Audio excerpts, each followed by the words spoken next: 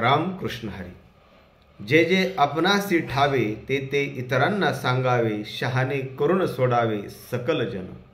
आपल्याजवळ जे जे चांगलं आहे ते ते इतरांना देत राहावं आणि हा सारा समाज शहाणा, सुखमय, आनंदमय करावा। आपल्याकडे जे आहे ते इतरांना देण्याचा जो गुणधर्म आहे तो आपण निसर्गाकडून घेतला पाहिजे।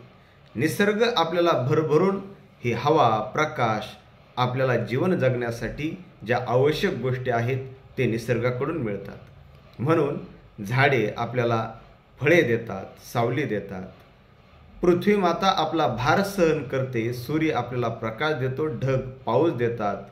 म्हणजेच देण्याचा गुणधर्म हा निसर्गाचा आहे। म्हणून संत शेख मोहम्मद महाराज एका ओवीतून म्हणतात, महीवरी अनेक पवित्र पिकले, मज द्या ऐसे तिने नाही म्हणितले, तैसे पाहिजे सद्गुरूचे झाले, स्वये ज्ञान परोपकारी।